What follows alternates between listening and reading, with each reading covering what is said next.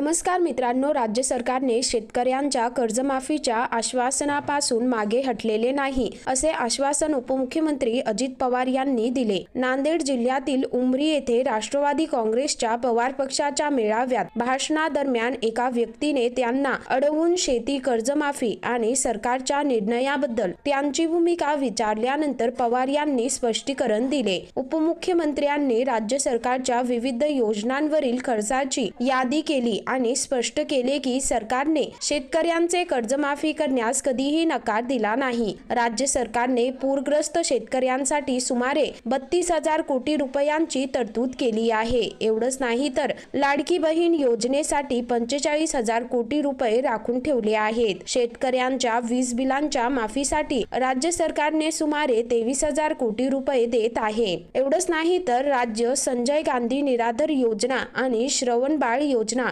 यांसारख्या योजना देखील चालवत आहे। अशा परिस्थितीत योग्य विचारपूर्वक निर्णय घ्यावे लागतील असे ते म्हणाले। दरम्यान भाजप, शिवसेना आणि राष्ट्रवादी काँग्रेस यांचा समावेश असलेल्या महायुती सरकारने विधानसभा निवडणुकीपूर्वी शेती कर्जमाफीचे आश्वासन दिले होते आणि ते त्यांच्या आश्वासनावर ठाम असल्याचे पवार म्हणाले। एवढंच नाही तर आम्ही कर्जमाफी नाकारलेली नाही। एक समिती स्थापन करण्यात आली आहे आणि मी त्याबाबतची फाईल तपासली आहे। या महिन्याच्या सुरुवातीला राज्य सरकारने गेल्या महिन्यात पाऊस आणि पुरामुळे मोठ्या प्रमाणात नुकसान झालेल्या शेतकऱ्यांसाठी 31,628 कोटी रुपयांचे भरपाई पॅकेज जाहीर केले आणि योग्य वेळी कर्जमाफीची घोषणा केली जाईल असे त्यांनी सांगितले। उपमुख्यमंत्री अजित पवार यांच्या या विधानानंतर शेतकऱ्यांना थोडासा दिलासा मिळाला आहे। तर मित्रांनो, एकंदरीत संपूर्ण प्रकरण पाहता या संदर्भामध्ये तुमची काय प्रतिक्रिया आहे खाली कमेंट करून नक्की कळवा।